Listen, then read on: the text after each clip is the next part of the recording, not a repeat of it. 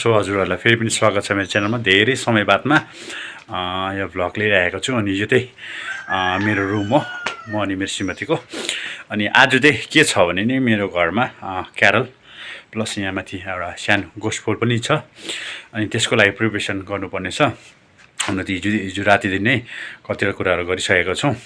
अनि आज हामी के गर्छौँ अनि के हुन्छ भनेर सब कुरा हामी तपाईँलाई देखाउने छु। सो तपाईँले हेर्दै गर्नुहोस्, तपाईँसँगको लागि।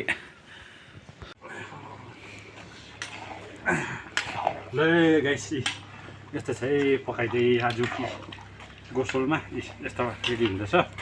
हेरिहाल्नुहोस्, चिकन पाक्दैछ, यता चिकन पाक्दैछ। यो हो दालु बुढीले पकाउँदैछ। यस्तो चाहिँ गोसोल छ नि त आज क्यारलमा, मजा आउँछ। आउनुहोस् है, खानाहरू पनि रेडी छ है। गाइस पाक्दैछ, रेडी हुँदैछ सब्जीहरू। अझै सब भातहरू पकाउनु, यहाँ छ भात पकाउनु, दाल पाक्दैछ अनि मान्छेहरू आउँदैछ। गाइस हाम्रो क्यारल स्टार्ट भइसकेको छ मारिबुङ सुभाष गोलाइमा। अनि क्यारल भर्खरै मात्रै सुरुवात भएको। अनि मान्छेहरू मण्डलीहरू अनि गाउँको छरछिमेकीहरू बसिरहनु भएको छ। अनि त्यही हो, परमेश्वरलाई महिमा भएको होस्। अनि साथै यहाँ हाम्रो विनोद बडा अनि बडीलाई धन्यवाद, किनकि जग्गा दिइरहेको भएको छ यहाँ हामीलाई क्यारल सङ्गति गर्नु लागि। अनि हुन्छ, हेर्दै गर्नुहोस्। ल अब गेस्टहरूलाई माथि चियाहरू रेडी भइसक्यो हो, अलरेडी चिया बिस्कुटहरू रेडी भइसकेको छ। हजुर हाल्दै गर्नु, हाल्दै गर्नु।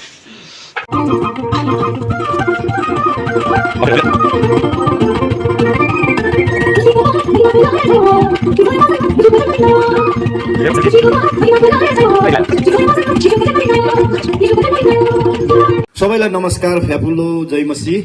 र यो समय हामी एउटा प्री क्रिसमस सेलिब्रेसन गरिरहेको छौँ यो ठाउँमा। हाम्रो भाइ उर्गेन अनि बुहारीको आयोजनामा र उहाँहरूले हामीलाई यसरी निम्ताएको छ। र तपाईँहरूसँग यसरी यो समय बिताउनु पाउँदा हामी अत्यन्तै आनन्दित र खुसी छौँ। र हिजो हालैमा है हाम्रो सिक्किमका मुख्यमन्त्री पीएस गोलेले पनि प्री क्रिसमस सेलिब्रेसन गरे है। र मलाई त्यस्तै अनुभव गरिरहेको छ हाम्रो गाउँलेहरूसँग मनाउनु पाउँदा। र हामीले यो सानो एउटा प्री क्रिसमस भनौँ है, र हामीले एउटा छोटो स्किट पनि तयारी गरेको छौँ यो यीशुको आगमनको विषयमा लिएर। र हाम्रो मण्डलीका आमाहरूले यसमा सहभागी जनाएको छन्। र यो बाइबलमै बाइबल 4मा है, यौना 4को अध्यायमा लेखेको छ। र एउटा सानो कथामा आधारित एउटा सामरी स्त्री र यीशुको भेट भनेर एउटा कथा रियल घटना छ। र त्यो घटनालाई चाहिँ यहाँ नाटक बनाएर यहाँ प्रस्तुत गरिएको छ। र यो नाटक बनाउनको लागि मेरो छोरी जेनिफरले धेरै काम गरे है। र यसरी नाटकीय प्रस्तुत गरेको छ। र मेरो छोरीलाई आशिष दिउन्। र यो नाटक म यहाँबाट पढेर सुनाउँदैछु र तपाईँहरूलाई। र यो नाटकको नाम चाहिँ छ सामरी स्त्री र यीशुको भेट भनेर। र यसमा कलाकारहरू छन् म स्वयं, र यीशुको भूमिकामा हाम्रो बुहारी सुवर्ण हुनुहुन्छ। र इनारकी महिला सामरी स्त्रीको भूमिकामा हाम्रा बुहारी मनिषा हुनुहुन्छ।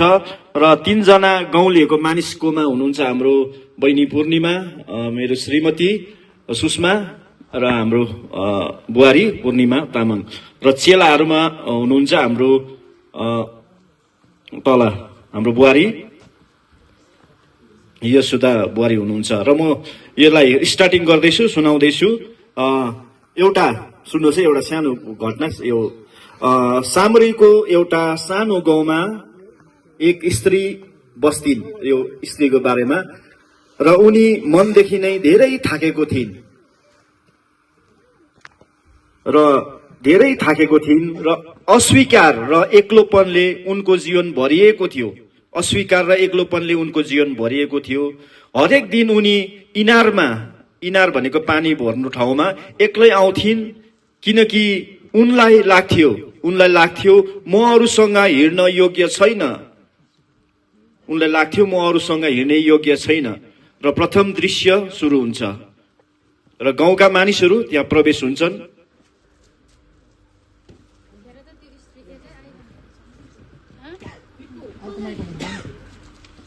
हेर त त्यो स्त्री यतै आइरहेको छ।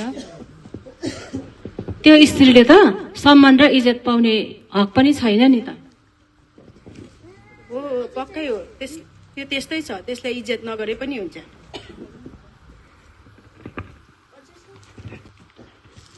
त्यस स्त्रीले त्यो मानिसहरूको बातहरू सबै सुनिन्, तर पनि शिर झुकाएर हिँडिरहन्छन्। काश म पनि नयाँ प्रकारले जिउन पाए हुन्थ्यो। मलाई यी संसारको मानिसले फरक नजरले हेरिदिएको भए कति असल हुने थियो। गाउँका मानिसहरू त्यहाँबाट जान्छन्। दोस्रो दृश्य, यीशुको प्रवेश र इनारको छेउमा बस्नुहुन्छ। एउटा चेयर थिएन।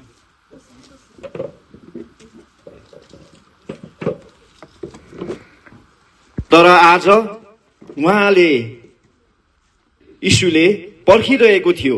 तर आज उहाँले कसैलाई पर्खिरहेको थियो जसले त्यस स्त्रीको जीवनको सबै अध्यायहरू जानेर पनि उनीप्रति प्रेम र माया नै दर्शाउनु भयो।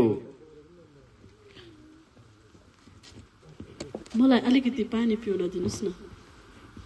तपाईँ यहुदी, म सामरी, के तपाईँ मसँग बोल्न मिल्छ? यदि तिमीले साँचो रूपमा चिनेको भए मलाई पानी माग्ने थियौ र म तिमीलाई जीवनको पानी दिने थिएँ। जीवनको पानी? अनि तपाईँको हातमा कुनै भाँडोहरू छैन, कसरी दिनुहुन्छ मलाई जीवनको पानी? यो इनारको पानी पिउने जोइको पनि फेरि तिर्खाउँछ, तर मैले दिने पानी पिउने कहिले पनि तिर्खाउँदैन, किनभने त्यो पानी चाहिँ उसको मनमा सधैँ जीवनको पानी? म पनि पिउन चाहन्छु त्यो जीवनको पानी। मलाई पनि दिनुहोस्, जो म कहिल्यै पनि तिर्खाउन चाहन्न। त्यसो भए जाऊ, पहिलो गएर तिम्रो लोग्नेलाई लिएर आऊ। मेरो लोग्ने छैन श्रीमान। हो, तिमीले ठिकै भन्यौ, तिम्रो लोग्ने छैन भनेर, किनभने तिम्रो 5 जना लोग्ने भइसकेको छ। अहिले जो तिमीसँग बसिरहेको छ ऊ पनि तिम्रो आफ्नो लोग्ने होइन। तपाईँले मेरो सबै जीवनको कुराहरू बताइदिनु भयो। के तपाईँ अगमवक्ता हुनुहुन्छ? म तिम्रो सबै कथाहरू जान्दछु। मलाई थाहा छ मसीह आउनुहुन्छ। जब उहाँ आउनुहुन्छ मेरो जीवनको सबै कुराहरू उहाँले बताइदिनु हुनेछ। तिमीसँग बोले म वही मसीह हो।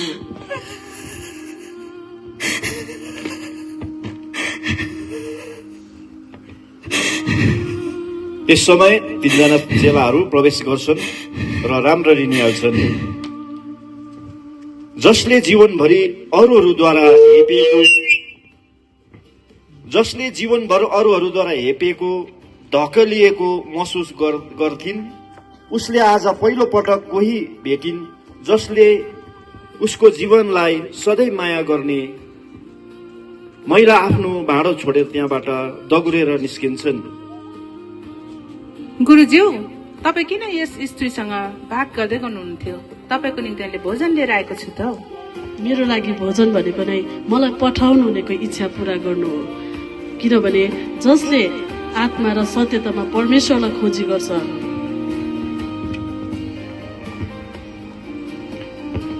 महिला गाउँमा पुगेर उत्साहको साथमा बोल्थिन्। यो चौथो दृश्य, र महिलाले गाउँमा पुगेर बोल्थिन्। उहाँले सुन्नुहोस्, उहाँलाई हेर्नुहोस्। उहाँले मेरो जीवनको सबै कुराहरू उहाँले मलाई बताइदिनु भयो, तर मलाई अस्वीकार गर्नु भएन। के उहाँ नै हुनुहुन्छ मसीह?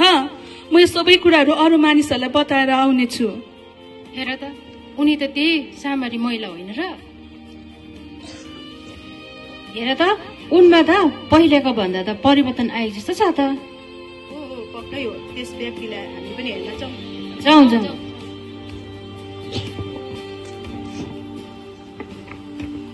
त्यो गाउँका धेरै मानिसहरू यीशुलाई हेर्न गए र महिलाको स्त्रीको साक्षीको कारण विश्वासमा धेरै आए। यीशुले तिनलाई स्त्रीलाई न त दोष लगाए न त दूर धकेले, बरु नयाँ जीवन जिउने हौसला प्रदान गर्नुभयो। यीशुले आज पनि भन्नुहुन्छ, कसैको त्यति हृदय टुटेको छैन जो मर्मत नहोस्, कसैको यात्रा त्यति टाढो छैन जो फर्केर नहोस्, कसैले जीवनमा कमी महसुस गर्नुपर्ने छैन किनकि उहाँको प्रेमबाट छुटियोस्। यसुले सबैलाई आशिष दिउन्। धन्यवाद। र आजको नाटक यही समाप्त हुँदछ। हामी सबै कलाकारहरूको लागि ताली लगाउँदैछौँ। ल है आमाहरूले खाना र पस्किँदैछ। खाना स्टार्ट भइसकेको छ। मासु दाल भातहरू चलिरहेको छ। कोले लु जुन जुन खाना ए अमर ल खाना खानु जुन जुन ल खाना रेडी भइसक्यो। माथि प्रोग्राम सकेर खानाहरू लु लामा जो खाउँ खाना है खाना खाँदैछ। ए मासु कम्ती भने ए त्यो पर्ख न म निकाल्छु।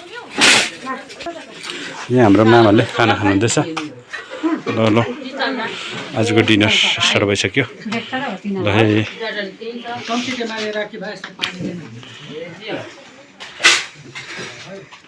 यस्तो छ। ल त केटा आज सङ्गति आज समाप्त भयो। अनि आजको गोस्पोल एकदमै ब्लेसेड भयो। अनि यहाँ त के गर्दैछ यहाँ ए यहाँ हाम्रो त भाडाबुडी डिपार्ट रहेछ। ठिक छ ए guys thank you so much हजुरहरूले हेर्नुभएकोमा। अनि आजको गोस्पोल अनि आजको क्यारल यहीँ सकिएको छ। जय मसी। खानासाना सबै खाइपान भइसक्यो। अनि धेरै कतिजना आमाहरूले भाँडासाडा यसो धुएर आधी धुएर सघाइदिनु भयो। अब उफ्रेको पाफ्रेको चाहिँ मेरो श्रीमतीले दिँदैछ। टाइम त अहिले फिलहाल हुँदैछ भन्नु पऱ्यो नि 9:30। अनि जाडोको टाइममा तर पनि मेरो बुढीले भाँडा धोइरहेको छ। अनि हो यस्तो चाहिँ अब यस्तो भाँडा छ। यो भाँडा म मोल्ने होइन, मेरो श्रीमतीले मोल्छ डल्लै हो। म त भित्रै साफसफाइ गर्दैछु। भाइ प्रणम पनि छ। यस्तो छ कुरा चाहिँ हो। ल है गाइस।